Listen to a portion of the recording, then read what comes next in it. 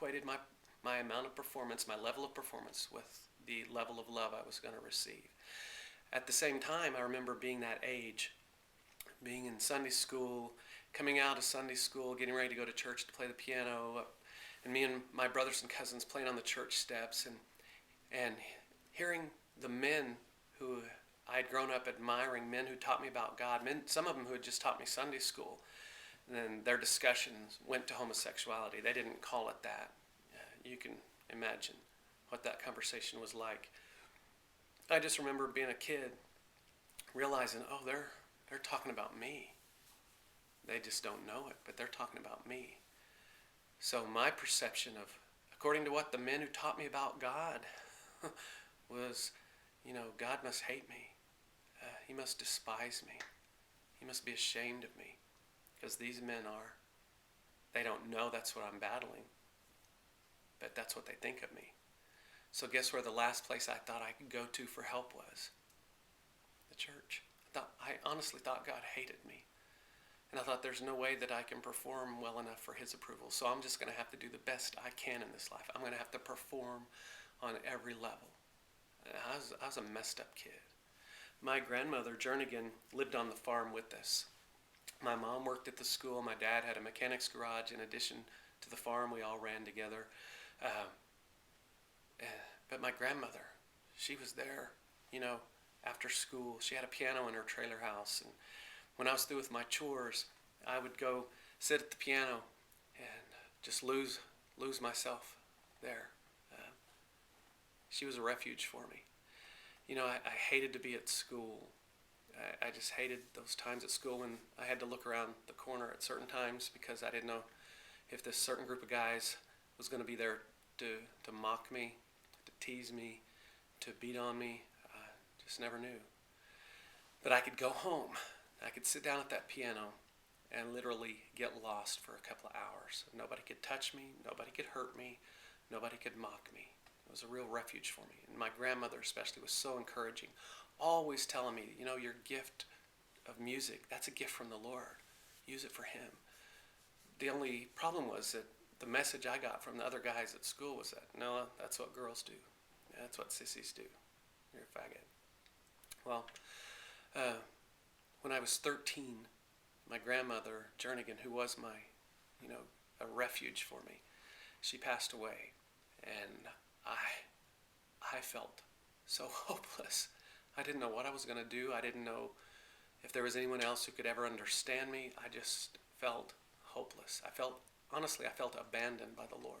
I really did.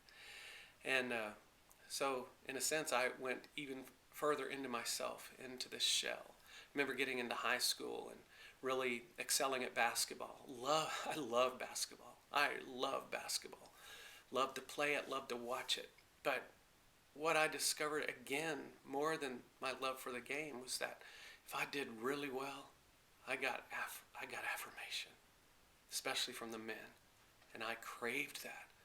I wanted that so badly. And that was one of those deep needs. That was a real and genuine need to have that connection with my dad. But because I kept him at arm's length, and because, I wouldn't let him get close to me, there's no way I could even receive his love if he'd wanted to give it to me. My dad never verbally told me he loved me until I was married. But the cool thing now is that God's a redeemer. My dad and mom both work for me in my ministry. So there's hope. That's all I'm saying. There's hope. Well, I remember being in high school and playing basketball, and because I was the only white guy on my team, and we played a lot of all-white schools, we played a lot of all-black schools, and we were a great team. We were always ranked in the top 10, usually in the top 5, all 4 years of my high school experience. I was the starting point guard. So it was also my job to make the other team's best player foul out sometimes. We'd play a box one defense, and I would be the one to be on their best player. And I only fouled out once in all 4 years of school. I was a great flopper. I was a great actor. There were times when, because of our full court press or because of my pressure on that one star player, that the other team or one of their players would get very frustrated and shove me or even threaten to hit me. There were a couple of instances where that took place and my teammates surrounded me. I remember being a kid wondering if there was ever going to be anyone to rescue me. And right there, God was painting a picture, even before I knew it, of what he was going to do with my life, how he was going to rescue me himself. But I had those pictures, but I never felt really worth rescuing. I really didn't. In fact, I'd go home from school, play the piano, get lost there. Nobody could touch me there. And then I'd go to bed. And the other defense mechanism I had in those days that I believe was from the Lord was the ability to make myself dream. In my dreams, every night, I could make myself dream. I would dream that I was on the Starship Enterprise and that my dad was James Tiberius Kirk. Captain Kirk was my dad. And without fail, every dream, recurring every night, so I was captured by these aliens.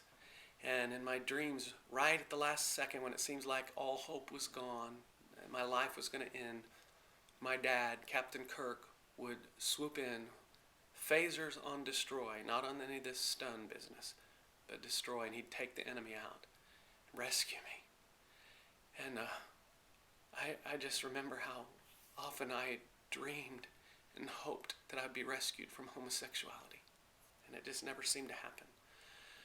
Side note, in my dreams, my mother was Doris Day. I loved Doris Day. I used to watch all her movies, and so at the end of every dream, she was there singing, "Que sera, sera, whatever will be, will be.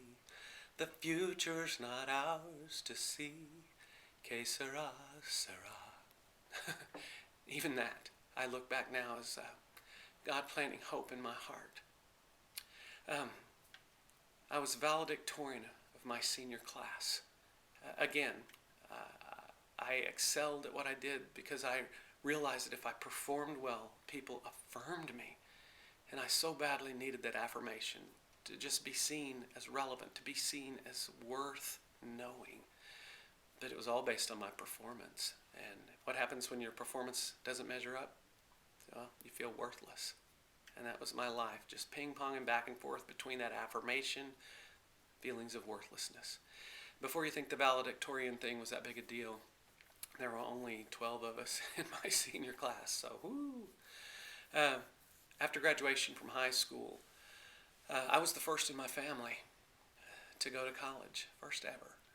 I found myself at Oklahoma Baptist University, and I grew up in a town of about 400 people. In fact, I didn't even grow up in the town. We were 3 miles north of town in the middle of the country. So to suddenly be thrust into this city of, like 30,000 people, that was overwhelming for me.